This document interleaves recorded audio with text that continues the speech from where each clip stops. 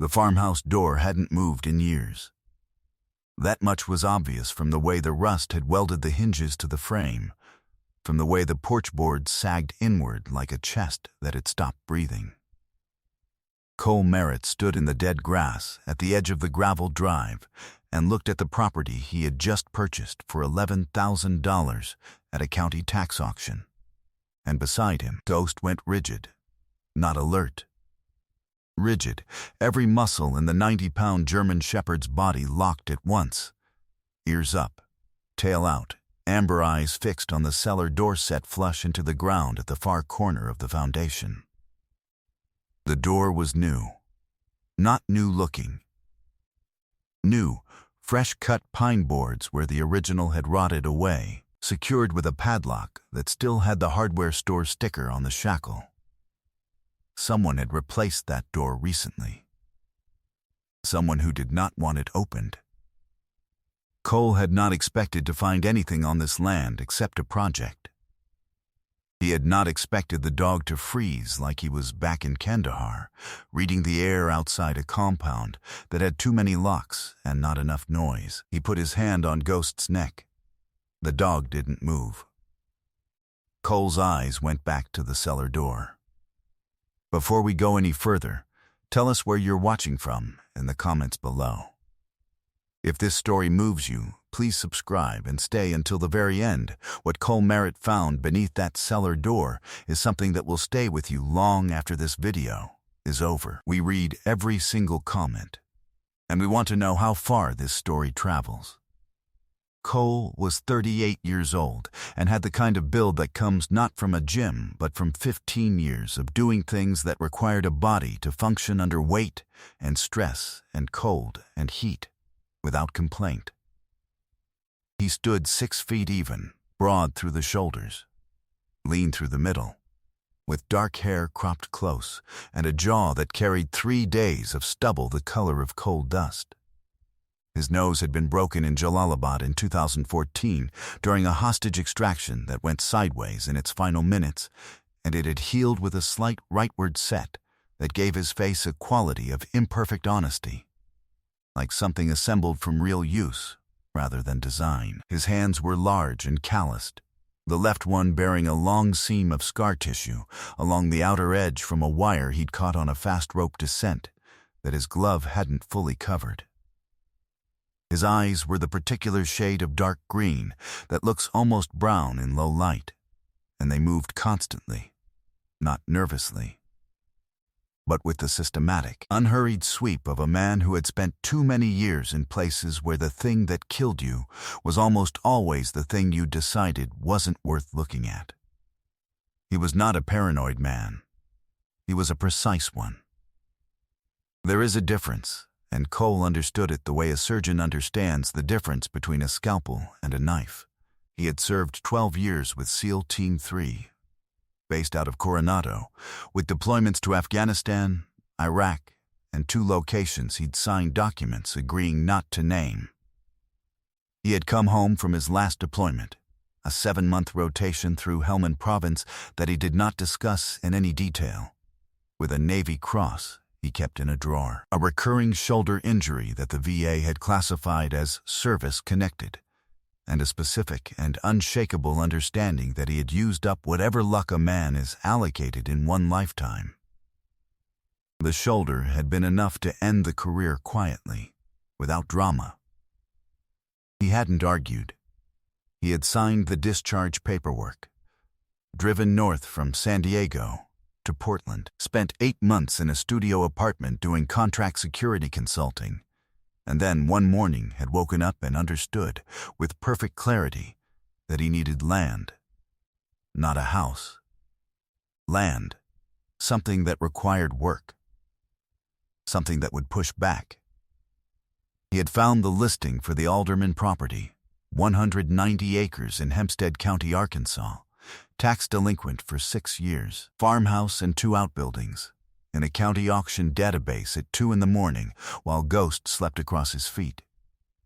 He had driven the 12 hours from Portland without stopping, walked the property once, driven to the auction office, and bought it. That had been 4 days ago. Ghost had been his partner through the final 18 months of his last deployment and through the convoluted, maddening process of getting a military working dog adopted out of the program. The German Shepherd was 6 years old, 89 pounds, with a coat of rich black and amber that thickened along his spine and around his ruff like armor. His right rear leg bore a 6-inch surgical scar from the round that had caught him during a vehicle interdiction in Sanjin district in 2022, a round that had been meant for Cole and that Ghost had moved into without appearing to calculate the choice. The scar had healed clean. The leg had healed sound. Ghost moved on it without any detectable hesitation, though on cold mornings Cole sometimes watched the dog stand up from sleep and understood, without any evidence he could name, that Ghost felt it. He moved through the world with the unhurried authority of a dog who had learned the difference between noise and threat years ago, and had never once confused them since. He did not bark at cars. He did not startle at gunshots or thunder. He sat in the passenger seat of Cole's truck on long drives with his eyes forward and his body still, like a man thinking through a problem he has not yet decided how to approach. Cole had come to trust the dog's silences more than most people's opinions. When Ghost went rigid, truly rigid, the way he was rigid now, it was not a suggestion. It was a conclusion. Cole stood in the dead grass and looked at the cellar door and listened. The property was 40 minutes from the nearest town of any size, Fulton, and the road that ran past the front fence line carried maybe 8 vehicles on a busy day. The morning was cold for late October in southern Arkansas. The air had a thin, biting quality, and the sky above the tree line to the east was the color of old pewter. The farmhouse itself sat back from the road 100 yards, flanked by 2 bare-limbed oaks whose roots had already begun pressing through the foundation stones on the south side. The bigger outbuilding, what had been a hay barn at some point in the last century, had lost its roof on the eastern end and stood open to the weather, its remaining wallboards gone the silver gray of old timber left too long alone. There was a smell to the property that Cole had noticed when he'd first walked it. Wood rot and red clay, and something older underneath. Something that in another context he might have called memory. He looked at the cellar door again. The padlock, the fresh boards. He looked at Ghost. Ghost had not moved. Cole crossed the dead grass slowly, his boots making no sound he could control on the frozen ground, and crouched beside the cellar door. He put 2 fingers against the wood and pressed. The door flexed slightly, not locked from below, just weighted shut by the lock above. He put his ear near the gap between the door frame and the boards. He listened for 15 seconds, which is a long time to listen when you are trained to listen. He heard breathing. Not 1 breath. 2. Slow. Measured. The breathing of people who had decided to be very still and very quiet, and who had been practicing it for some time. Cole sat back on his heels. He looked at Ghost, who looked back at him with the calm of a dog who had already reached the conclusion Cole was arriving at now. Then Cole looked at the cellar door and spoke at a normal volume, not gentle but not hard either, the tone of a man who does not see a reason to pretend. "I'm not going to hurt you," he said. "I just bought this property. My name is Cole. I have a dog with me. He's not going to hurt you either." Silence, then a sound, not a voice, but a shift. Someone moving. Then a woman's voice, thin but not frightened. "Careful, how many are you?" "Just me and the dog." Another silence. Then the sound of something being moved. A latch, or a bar. The cellar door lifted from within, and Cole stepped back and let Ghost move forward, because Ghost would tell him everything he needed to know about what was coming up those stairs before Cole needed to make any decision at all. Ghost's tail dropped. Not hackled. Not alarmed. dropped. The particular lowering of a dog who has identified something that requires gentleness rather than guard. An old man came up the cellar stairs first. He was in his mid-80s, Cole would estimate, with a narrow frame gone thin past gaunt, wearing a flannel shirt that had been washed so many times its red plaid had faded to suggestion.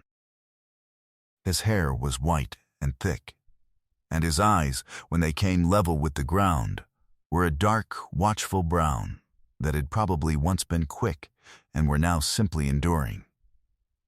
He moved carefully, one hand on the doorframe, and when he straightened fully upright, he reached back without looking and took the hand of the woman coming up behind him. She was perhaps the same age, possibly older.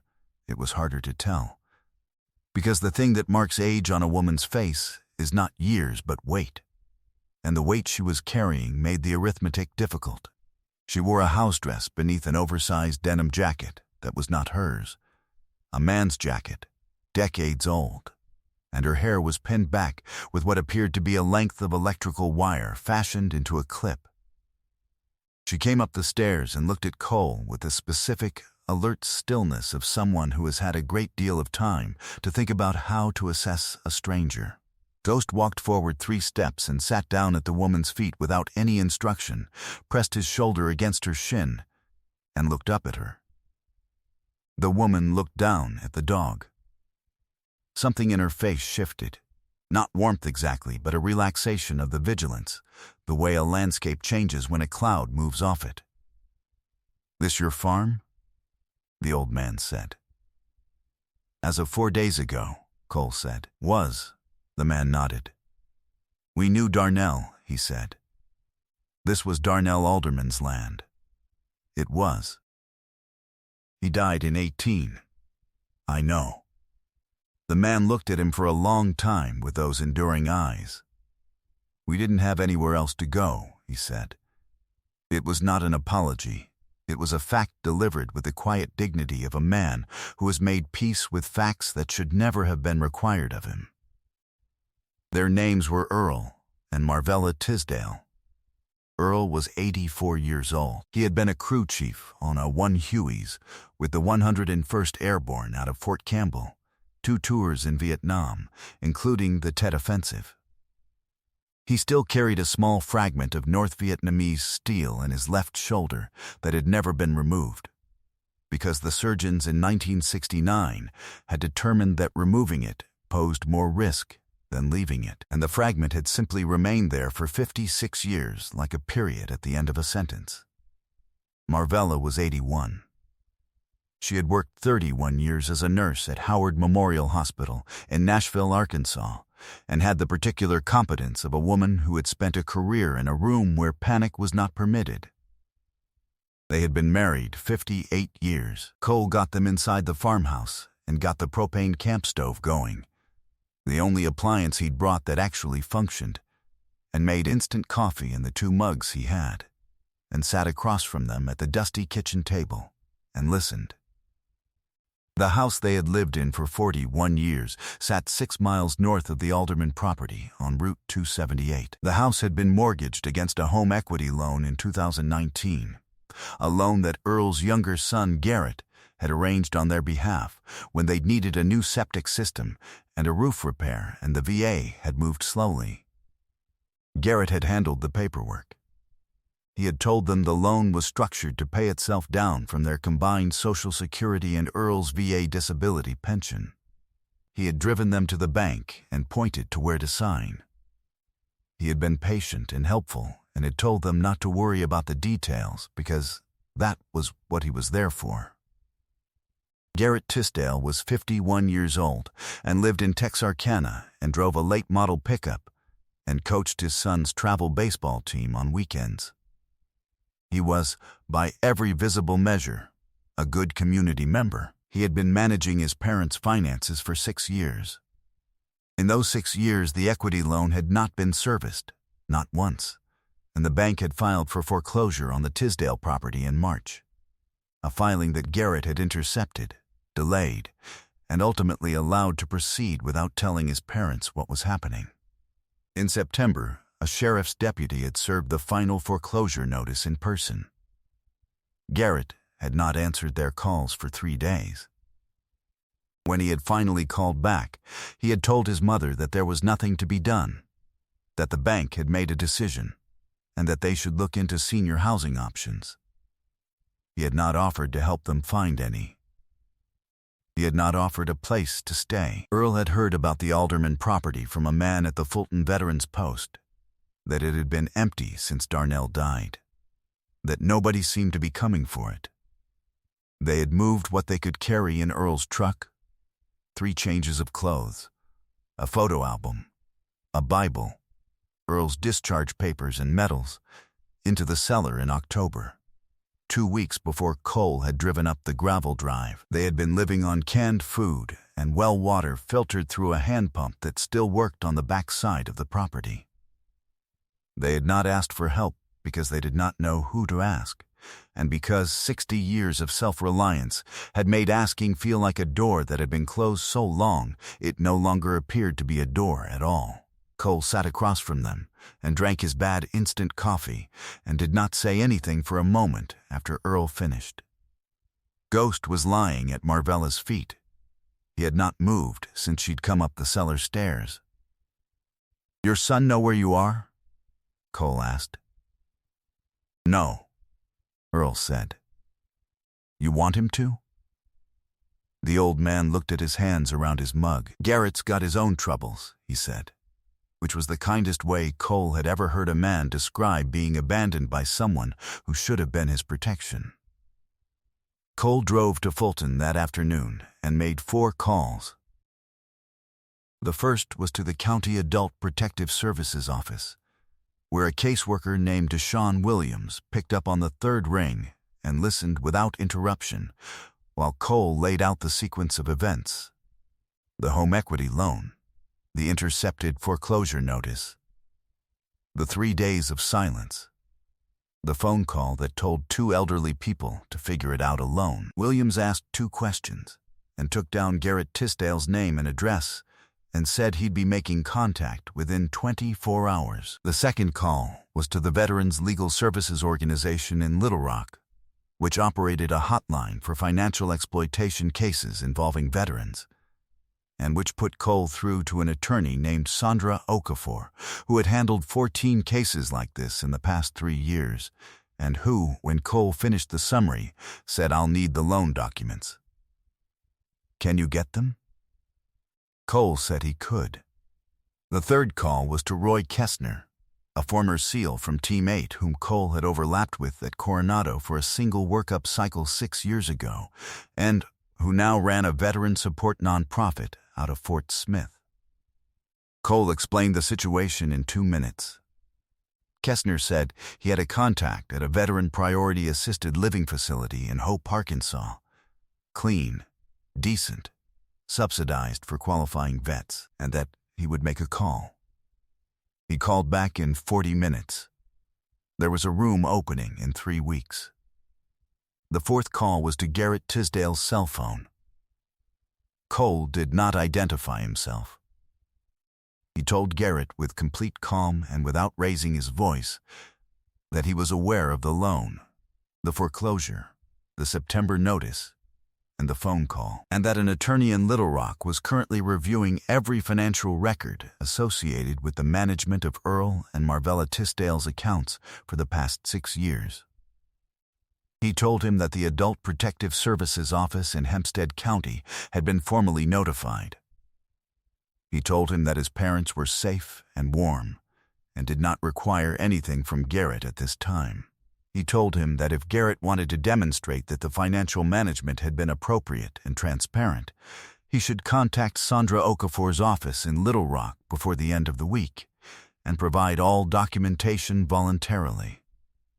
Because if he did not, the documentation would be subpoenaed, and that process tended to be considerably less comfortable than cooperation. There was a long silence on Garrett's end. "Who is this?" Garrett said. "Someone who found your parents in a cellar," Cole said. He ended the call. Garrett Tisdale hired an attorney in Texarkana the following morning. The attorney contacted Sandra Okafor's office and initiated a voluntary financial disclosure that, over the following 6 weeks, revealed 43 months of mismanaged equity loan payments, funds diverted to a separate account in Garrett's name, totaling $61,400. A forensic review by the Attorney General's Elder Abuse Unit, to which Okafor's office referred the case in November, concluded that the mismanagement met the criminal threshold for financial exploitation of a vulnerable adult under Arkansas statute. Garrett Tisdale was charged in February. He entered a plea agreement in May that included full restitution, payable from the sale of his truck, his bass boat, and a timeshare in Gulf Shores, supervised probation for 3 years, and mandatory financial management prohibition relative to any vulnerable adult. His name was removed from the travel baseball coaching roster before his son's spring season began. He did not contest this. Cole spent the first 3 months on the Alderman property doing what he'd come to do: clearing brush, replacing the cellar door with a proper hatch, patching the farmhouse roof before the winter rains arrived, pulling the invasive cedar from the fence lines, and stacking the posts that could still be used. He worked from first light until the light was gone, and at night he ate simple food and read and watched Ghost lie in front of the wood stove he'd installed in the kitchen with the deeply satisfied stillness of a dog who has decided that this particular place is home. Earl and Marvella moved to the Hope facility the 3rd week of November. Their room had a window that faced east over a small courtyard with 2 pecan trees, and the facility had a common room with a television where 2 other veterans from Earl's era sometimes gathered in the late afternoon to argue about football and history. On the first Sunday of December, Cole drove the 52 miles to Hope with a pecan pie Marvella had taught him to make over 3 phone calls, and Ghost walked into their room and put his head on Earl's knee and stayed there for a long moment, while the old man's hand rested in the thick fur between his ears. Earl looked out the window over the courtyard. He did not say anything for a while. "What kind of dog did you say he was?" Earl finally said. "German Shepherd. Military working dog?" "Yes, sir." Earl nodded slowly, the way men nod when something confirms what they already believed. "That's why," he said. Cole didn't ask why what. He understood. Some recognitions don't need to be explained. They only need to be acknowledged. By March, Cole had the south fence line rebuilt, the hay barn roof repaired on its damaged eastern end, and 12 acres of the bottom field disked and ready for spring planting. He had not decided what to plant. He walked the field most mornings with Ghost ranging ahead, and the dog covered the ground with the clean, systematic energy of an animal who understood that open space is a privilege and moves through it accordingly. Ears up, nose working, amber eyes sweeping the woodline without fear or urgency. On the mornings when the light came in low and orange across the field and Ghost's coat caught it and held it, Cole stood still for a moment and let himself be somewhere instead of somewhere temporary. The nerve damage in his right shoulder still made certain movements remind him it was there. He had stopped minding this. Some things that stay are not punishments. Some of them are simply the record of what you survived. And survival, Cole had come to understand, is its own kind of compass. Sometimes miracles don't look like what we're told they should. They don't arrive with a grand gesture or a thunderclap or a perfect moment with music underneath it. Sometimes a miracle is a German shepherd going rigid in dead grass, locking onto something underneath a fresh-cut cellar door, refusing to move until the man beside him pays attention.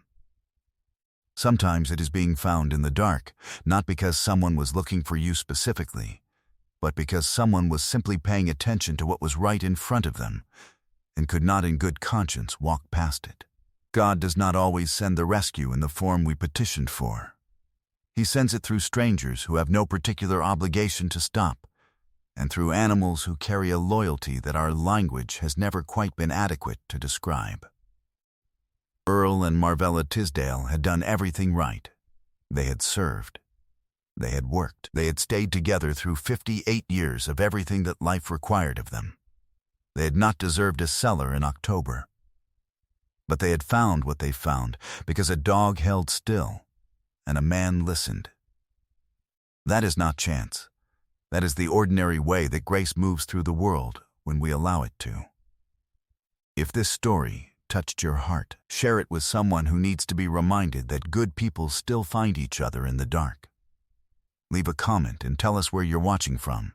And if you've ever encountered someone who needed more than you expected to give, we'd like to hear about that too. Your story might be the thing that gives someone else permission to stop and pay attention. And if you believe in stories of service, loyalty, and the quiet courage of people who choose not to keep driving, please subscribe to the channel so you never miss the next one. May God bless you, protect your family, and remind you the people who need finding are closer than you think.